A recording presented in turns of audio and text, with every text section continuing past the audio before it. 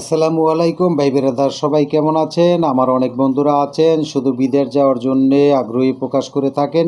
আমি সেই সকল বন্ধুদের কিছু কথা বলার চেষ্টা করছি। কারণ আমি গতকালকে একটা ভিডিও দেখেছি, সেই ভিডিওটিতে দেখতে পেলাম যে বাংলাদেশ থেকে কিছু প্রতারণা আদম যারা বলে, যাদের নাম বলে আদম, আদম ব্যবসা করে, বাইরের লোক পাঠায়। তারা এই দেশের কিছু লোককে বিভ্রান্ত তৈরি করে রাশিয়া যাওয়ার কথা বলে তাদের কাছ থেকে 7 লাখ 8 লাখ করে টাকা নিয়েছেন। অবশ্যই যারা আমরা বাংলাদেশ থেকে বিদেশ যাওয়ার আগ্রহী প্রকাশ করি, সবাই চেষ্টা করি বিদেশের বাড়িতে পাড়ি জমিয়ে আমরা অনেক টাকা পয়সা কামাবো। এই টাকা কামাইতে কে না চায়? সবাই চায়। আমিও চেষ্টা করি, আপনিও চেষ্টা করেন। কিন্তু দেখা গেছে আমাদের নিজের কিছু ভুলের কারণে আমাদের সেই ক্ষতির সম্মুখীন হয়ে থাকি। সেই ক্ষতিটি হলো যে গতকালকে যে ভিডিওতে আমি দেখতে পেলাম, সেই ভিডিওতে রাশিয়ায় বর্তমানে লোক নিয়েছেন, যে বলছেন যে ওইখানে আপনার 1.5 লাখ টাকা করে বেতন হবে।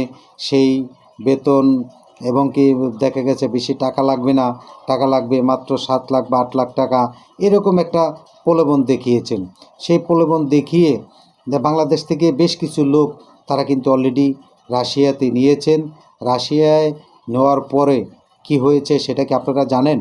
অনেকে জানেন না। জানলে আপনারা সবাই হতভম্ব হয়ে যাবেন, অবাক হয়ে যাবেন। এই ঘটনাগুলি যে ব্যক্তি জানবেন তারা কিন্তু কেউ রাশিয়ায় যেতে চাবেন না। আসা যাক সেই আসল মূল ঘটনায়। সেই ঘটনাটি হলো, রাশিয়ায় যেসব লোক বিভিন্ন চাকরি বা বিভিন্ন বড় বড় প্রতিষ্ঠানের কথা বলে রাশিয়াতে নিয়ে যাচ্ছেন, 1.5 লাখ 2 লাখ টাকা বেতনের কথা বলে, তারা কিন্তু ওইখানে নেওয়ার পরে এক হাত থেকে আরেক হাত, আরেক হাত থেকে আরেক হাত, এভাবে কিন্তু এক জায়গা থেকে আরেক জায়গায় আপনাকে বদলি করে দিচ্ছে।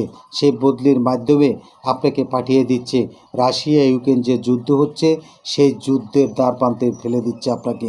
নিয়ে আপনাকে বিশেষভাবে আপনাকে বললেই বলে চলবে, আপনাকে বলবে যে ভাই ডাবল বেতন দিবে রাশিয়া ইউক্রেনের যুদ্ধে যাওয়ার জন্য।